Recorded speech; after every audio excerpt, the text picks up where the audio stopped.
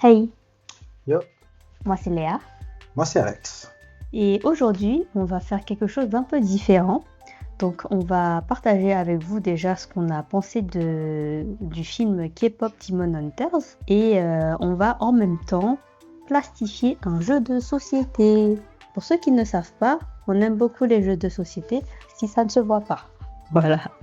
Donc on s'est dit qu'aujourd'hui on allait faire ça tout en faisant quelque chose d'utile pour nous en même temps. Exactement. Donc ce jeu, on ne le connaît pas. Il nous a été offert par une très chère amie qui vient des États-Unis. Voilà. Enfin, elle qui vient des États-Unis. Le jeu qui vient des États-Unis. Parce qu'elle était en voyage là-bas. Et on a pas mal de jeux qui ne sont pas plastifiés. Et comme on y jouait pas mal, maintenant un petit peu moins, mais voilà, c'est histoire de préserver les jeux le plus longtemps possible. On s'est dit que les jeux qui avaient des cartes, ce serait bien de les plastifier, comme ça va nous durer beaucoup plus longtemps. Celui-ci, on n'y a encore jamais joué, il a l'air très cool. C'est par les mêmes personnes qui ont fait Unstable Unicorns, pour ceux qui connaissent. Ça, c'est sorti en France pour le coup. On l'a. Oui, on l'a. Ouais, les petits clics quand même. Et donc, voilà, et on va discuter également des théories, c'est ce que tu as dit tout à l'heure, ou on peut pas parler de théories? Pas encore. J'ai dit, on va parler de ce qu'on a pensé du film et effectivement, on va aussi parler des théories qu'il y a autour de ce film. Voilà, c'est plus Léa qui va parler de ça parce que moi, les théories, c'est vrai que c'est pas trop mon fort, mais comme j'ai beaucoup aimé l'animation K-pop Demon Hunters, je me suis dit que ça pourrait être intéressant de savoir ce qui se dit et ce qui va peut-être arriver s'il y a des prochains volets. Je crois que c'est prévu, mais tu nous en diras plus. Continuez la vidéo si vous voulez le savoir. Alors, il faut savoir que tout d'abord, moi, ça fait un petit moment que je voyais sur les réseaux titres de K-pop Demon Hunter passer un peu partout, que ce soit sur Insta, sur Facebook notamment, surtout sur Facebook. Je sais pas pourquoi, mais ouais, j'aime bien traîner un peu sur Facebook, team vieux. Et je voyais partout des revues sur ça, et j'étais là, est-ce que c'est si ouf que ça? Après, je suis partie regarder sur quelle plateforme il était. Donc c'était sur Netflix. Vu que c'était un film, j'ai fait OK. Est-ce que j'ai toujours envie de le voir? Je sais pas. J'ai passé mon chemin. Et je l'ai oublié, on va dire, pendant un petit moment.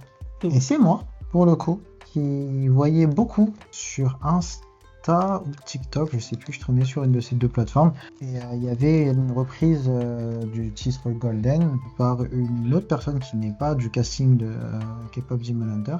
Et j'ai trouvé que sa prestation, ses performances vocales étaient impressionnantes.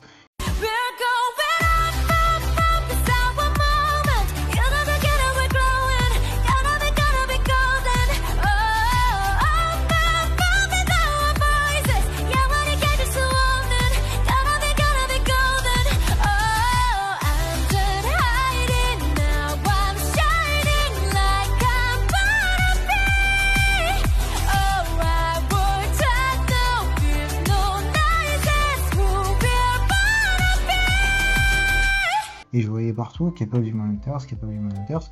Je me demandais ce que c'était. Et j'ai dit à Léa, mais viens, regarde, ça m'intrigue, ça m'intéresse parce que c'était partout sur mon feed. Peut-être parce que j'ai mis un like et qu'on est pisté. Voilà. Et je lui dis ça un jour, après je lui dis ça un autre jour, etc. Et après, une fois, c'était un soir, j'avais pas de montage à faire. Les filles dormaient. Je me suis dit, viens, on regarde. Donc du coup, c'est ce qu'on a fait. On a regardé et on a bien kiffé. Je crois qu'on s'y attendait pas spécialement. Moi, c'était juste pour la musique Golden que je voulais regarder ce truc. Et après, j'ai été pris dedans. Au tout début, les toutes premières minutes, j'ai été un peu perplexe par rapport à l'animation. Je ne savais pas trop quoi penser du dessin. Mais très vite, on passe. On entre dans le truc et moi, j'ai bien aimé. C'est vrai que un des facteurs qui a fait que j'ai pas voulu regarder tout de suite, c'est que au début je trouvais les dessins pas si ouf que ça. Parce que moi je suis quelqu'un qui aime les dessins type manga. Et c'est pas du tout le type manga quoi. C'était pas mon style de dessin. Et au final, une fois que tu commences à regarder, t'es là, c'est plutôt drôle. Parce que du coup on a re-regardé le film avant de faire la vidéo pour histoire d'avoir la mémoire un peu fraîche quoi. Et on est là, mais en fait il y avait des expressions plutôt drôles. Et ça m'avait pas marqué pour la première... Non, c'est vrai. Ouais, à la première fois. À la fin du film, j'étais là... crois que je comprends la hype qu'il y a autour de ce film, tout simplement. Alors qu'au début, franchement, je partais vraiment en mode bon, ok, ça buzz, mais pourquoi? Je sais pas, je comprends pas. Et à la fin, j'étais là, je comprends. Donc, très bonne découverte. Les musiques, incroyables. Vraiment, pour le coup, je crois qu'il n'y en a pas une seule qui est nulle. Ouais, exactement. Et je crois que c'est rare. C'est rare. Oh, tu t'es foiré. Non, t'as pas vu au début, c'était déjà tordu là. À la fin du film. Je l'ai mis dans l'autre sens pour voir si ça pouvait le redresser. Et au final, c'est passé très vite. C'est 1h40. Ça n'a même pas duré 1h40 en vrai. 1h39 quelque chose. 1h39, mais il y a tous les crédits à la fin. Oui, c'est vrai. Donc, et il y a les crédits sont longs. Je crois que c'était 1h30 en vrai. Ouais, en vrai, je crois que c'était 1h30 de film et on était là presque. Ah, c'est trop court, c'est dommage. C'est dommage qu'il soit aussi court. Parce que du coup, moi j'ai vu à côté que de base, le film il devait durer 3 heures et ils ont coupé le film pour le raccourcir parce qu'ils avaient peur que ça floppe. Donc ils ont coupé le film et je pense que beaucoup de gens au final sont déçus que justement il ne dure que 1h30. Et même moi, j'ai trouvé ça dommage qu'en fait on ne sache pas plus de choses sur, par exemple sur les Saja Boys, les trucs comme ça, sur Rumi exactement, ce qui s'est passé, pourquoi est-ce que, spoiler alerte, pourquoi elle est à moitié démon, ce genre de choses quoi.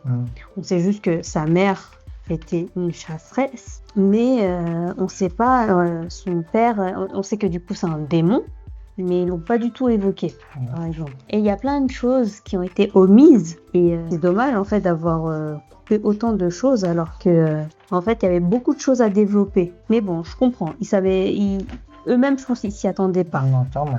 Ouais. Que ça fasse un succès aussi planétaire. Parce que avant même de regarder le truc, et avant même de voir Golden plusieurs fois sur mon feed, j'avais vu une traîne de danse Soda Pop. Mais je savais pas que ça venait de là, tu vois. Donc je sais pas ce que c'est, mais je le vois partout. Mais après, quand j'ai vu Golden, j'ai dit ouais, on regarde, nanana, et quand on a regardé et que Saja Boys sont apparus et qu'ils ont fait Soda Pop, je fais c'était donc ça. Et j'étais là, ouais, au final, il y avait déjà pas mal de hype dessus avant même que je m'en rende compte. Sachant que du coup, moi, ce que je voulais dire aussi, c'est par rapport aux musiques, on a dit qu'elles étaient toutes bien. Franchement, elles sont toutes bien, mais celle que j'ai préférée, c'est Free. C'est la plus... chargée en émotion. Ouais, c'est la plus chargée en émotion. Voilà. Vraiment, c'est celle qui hits you in the feels. Mais moi, celle que j'ai trouvée la plus stylée, c'est Your Idol. Mais je préfère la version que j'écoute sur Spotify plutôt que la version qui est dans le film. Donc Your Idol. Après Golden, performance vocale top. Pop, pop. Et voilà, il y avait quoi d'autre comme bonne foi. Il y a... Ouais, on voit tout, hein, même celle des Untrix, celle du... Il y a Takedown et l'autre là, c'est quoi l'autre, le titre? Celle du début là. Ouais. Elles sont toutes bien. Franchement, elles sont toutes bien. Ouais. Et j'adore les expressions qu'elles font quand elles sont en train de manger au début ou quand elles sont contentes et tout. C'est vraiment des têtes cartoonesques. Ouais. Super drôle. Mais en fait, c'est juste que franchement, je crois la première fois j'avais oublié tout ça. C'est juste que quand on a re-regardé, j'étais là, mais il y a pas mal de grimaces en fait. Il y a plein de références, etc. que du coup je vous dirai plus tard. En fait, vraiment, le film il a été travaillé. Ça n'a pas été juste un film fait à la va-vite. Plutôt ça. Il y a beaucoup de références. Voilà pour le film. Donc je pense qu'on peut attaquer l'autre partie. Ouais. Du coup, là, on va attaquer les théories qu'il y a autour de ce film. Donc, en fait, il y en a plein qui circulent sur les réseaux. Hein, vraiment. Vous avez potentiellement déjà vu je ne sais combien de fois dit par plusieurs comptes différents. Exactement. Mais moi, je vais vous reprendre celles que j'ai trouvées les plus intéressantes.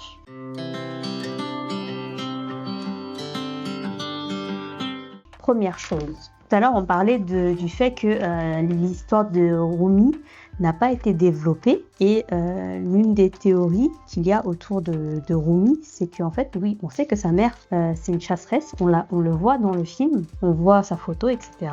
Mais son père, on n'en parle pas. Et du coup, il y a une théorie qui circulerait qui dit que, en fait, son père, c'est Guima. Donc, pourquoi est-ce que c'est Guima ? Alors, de un, il y a cette histoire de Guima qui essaie de, justement, la faire revenir dans le camp des démons. Parce qu'il dit à un moment, il y a une chasseresse qui porte ma marque, mais je n'ai aucun contrôle sur elle, un truc comme ça. Exactement. Donc, en fait, ça, c'est parce que du coup, c'est sa descendante directe, quoi. Et il y avait un autre détail dans le film qui fait qu'on peut penser à ça, c'est qu'en fait, le moment où elle signe les autographes avec les Saja Boys, en fait, pour ceux qui, je pense que c'est plus les filles, qui regardent bien, dans tout le film, c'est très bien fait, mais elles portent du maquillage. Les trois filles, la Zoé, Rumi et Mira. Et par exemple, au début du film, il y a des scènes où elles ne portent pas de maquillage tout court.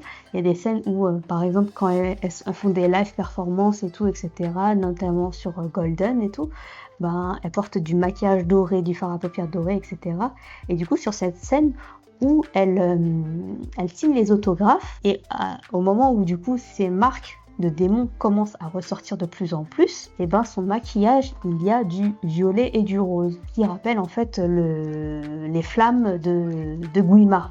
C'est les couleurs de Guima. C'est marrant qu'elle porte ce genre de couleurs sur ses yeux quand justement ces marques commencent à ressortir de plus en plus. Donc son côté démon commence à ressortir et que en fait ça soit les couleurs de Guima. Donc c'est pour ça qu'il y a une théorie qui dit que c'est son père et je me dis c'est plausible. C'est plausible, exactement. Donc voilà, ça c'est la première théorie.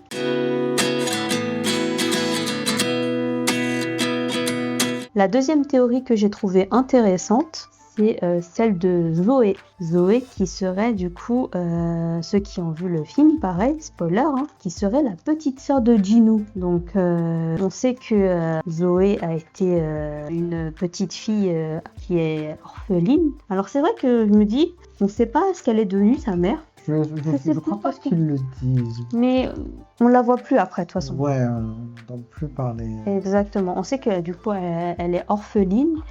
Et aussi, elle a, on va dire, un passé un peu lourd, quoi.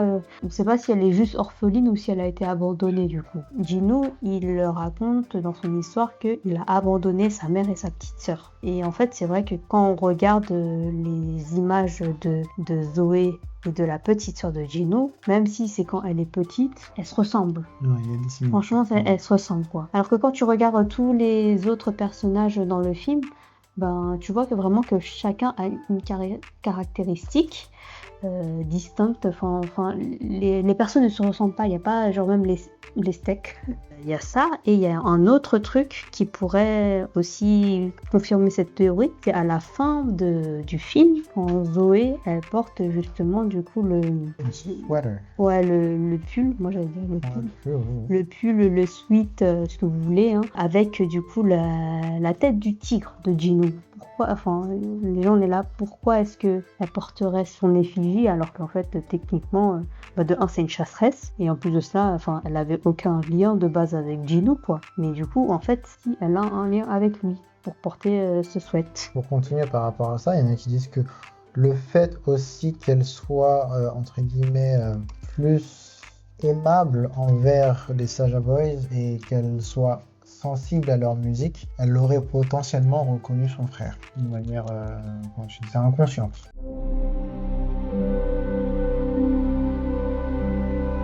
Du coup, on va parler de la troisième théorie que je trouve la plus intéressante. Il y a beaucoup de choses à dire dessus. C'est une théorie que j'ai trouvée sur Reddit, donc je vais vous en lire quelques petits extraits parce qu'il y a beaucoup de choses. C'est vraiment c'est un gros bloc.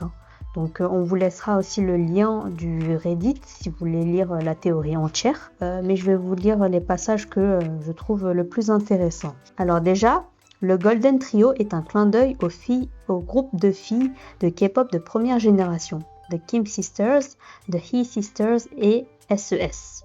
Commencer le film avec un montage de groupe de filles de trois membres à travers les époques ressemble à un hommage direct à cet héritage. Et cela s'intègre parfaitement dans la construction du monde.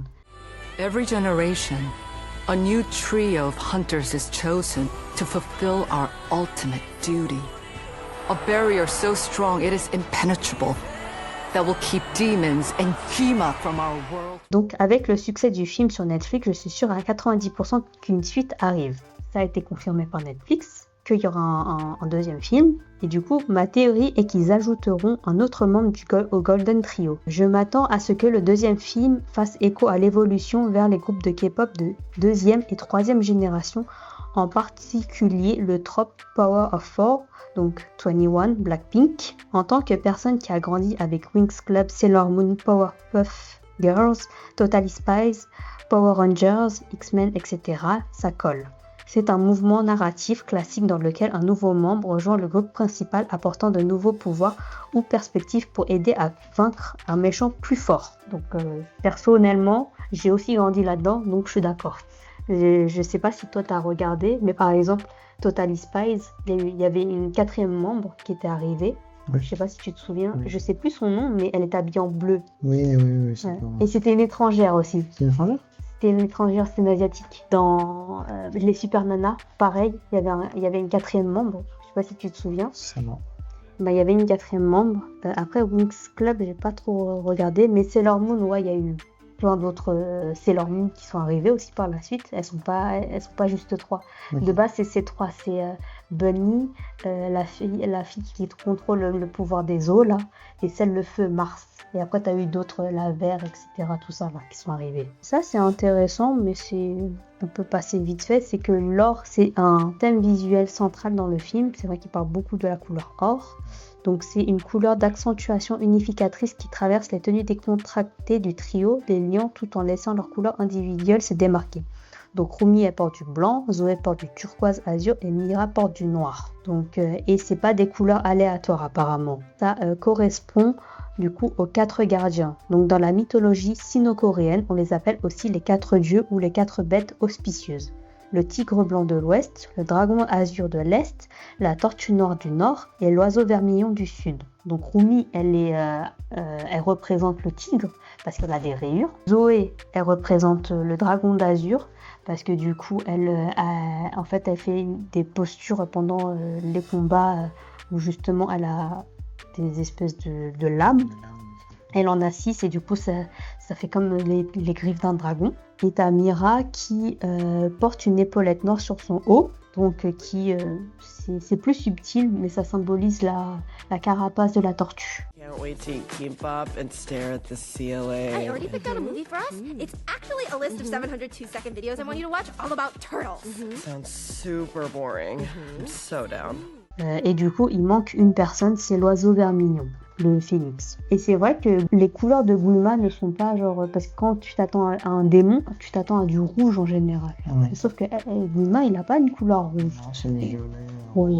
Exactement. Et du coup, justement, ils ont gardé, je pense, la couleur rouge-violet un petit peu pour justement cette quatrième membre qui devrait arriver plus tard. Et du coup, la suite du truc, c'est tous les chemins mènent à Blackpink. En gros, quand on a commencé le film, je m'étais dit, leur musique et leur style, ça me fait vachement penser à Blackpink. Et on avait vu que Rumi, elle était inspirée par Jennie des Blackpink. Et du coup, là-dedans, ils disent que en gros, Rumi, elle est inspirée par Jennie. Rosé, elle est inspirée par le dragon azur. Kiso, c'est la tortue noire. Et du coup, il y a Lisa pour l'oiseau vermillon. Qui est Lisa, c'est la thaïlandaise du groupe, donc l'étrangère du groupe. Donc ça sera la même, entre guillemets, ça sera la même chose, quoi. Dans le deuxième film, il y a une étrangère qui va intégrer. Et en plus de ça, c'est vrai que dans le film, on avait vu que Rumi, elle avait du mal à atteindre certaines notes. Et du coup, l'arrivée de cette quatrième membre permettrait justement de pallier ce, entre guillemets, défaut qu'elle avait, quoi. J'ai trouvé ça super intéressant qu'il y avait autant de juxtaposition entre du coup les membres des Huntrix et les Blackpink au final, parce que c'est vrai que quand tu repenses à tout ça, tu dis mais tout fait sens un petit peu.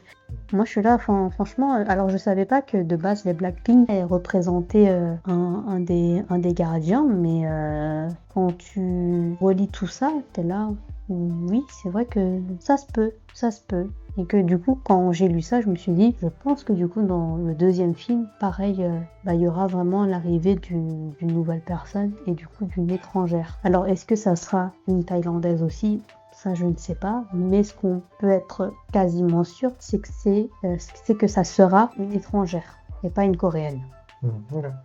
Et puis en fait, c'est vrai que maintenant, les nouvelles générations de K-pop, en fait, il y a de plus en plus de membres étrangers aussi. Blackpink, ça a été un des premiers, je crois, groupes où il y a une étrangère qui s'est intégrée dans le groupe. Mais on sait qu'il y a de plus en plus de groupes maintenant où il y a des étrangers et étrangères. Notamment, il y avait un des derniers groupes que j'ai vu où il y avait une membre, je sais pas elle est de quel pays, mais elle est noire, quoi. Tu l'as vu? C'est pas Katsai? Peut-être. Mais là, c'est que des étrangers. Non, Non, bah du coup.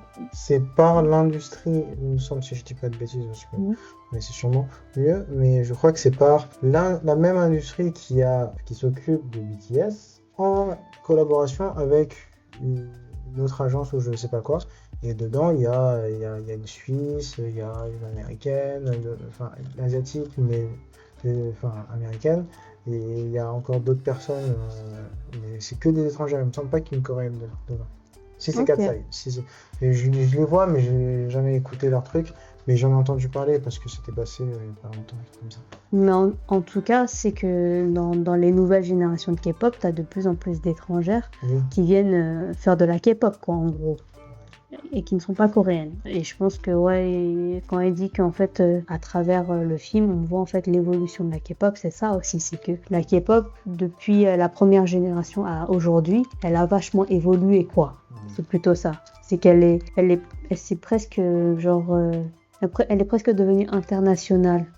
Alors que c'est vrai que quand tu penses genre à K-pop, tu penses pas à des étrangères de base parce que c'est coréen, quoi. Donc voilà. Donc dites-nous, vous, ce que vous en avez pensé. Dites-nous si vous êtes parti voir la théorie, le lien que je vous ai laissé. Et si vous avez d'autres théories aussi, parce qu'en fait, on en a vu... J'en ai vu pas mal, hein, mais celle-ci, là, c'est celle que j'ai trouvée les plus intéressantes, du moins. Toi, tu ne les connaissais pas, mais... Pour Zoé, parce que Zoé, je l'ai vu sur TikTok plusieurs fois. Donc, voilà, Zoé. Toi, je sais pas ce que tu en as pensé. La dernière est intéressante. Celle de Zoé qui ressemble à Gino aussi. Donc, why not? Ça j'ai envie d'y croire. Mais j'aimerais bien que dans les deux, il y ait peut-être un meilleur développement sur les autres personnages, qui soit peut-être plus long que 1h30 pour qu'on puisse vraiment voir individuellement chaque personne et pas juste Rumi et Gino. Et encore, hein, ça a été bâclé, je trouve. Encore, ouais, c'était assez rapide. Ils se voient 2-3 fois et ça y est, ils commencent à chanter ensemble. Il faut plus de rendez-vous que ça, tu vois. Donc, voilà. Mais j'ai quand même bien aimé. Et ouais, même la relation avec Céline, elle est là au début, elle est là à la fin. Et c'est tout. Il y a une petite référence à elle quand les filles disent est-ce qu'on devrait le dire à Céline? Après, elle dit ouais, moi, tu sais très bien ce qu'elle va dire, et c'est tout. Tu vois, et même quand Céline a dit à Rumi non, cache tes marques et tout, c'est là, en gros c'est la honte, etc. Ouais, enfin on va cacher ça, elle ose pas la regarder et tout. Enfin, il y a plein de trucs qui auraient pu être exploités et 1h30 c'est peu, donc j'aimerais bien avoir plus de détails. Inondez-nous de détails Netflix, mais faites un truc super long. Vous avez vu que le premier ça a marché, que les gens redemandent, donc faites-vous plaisir. C'était cool.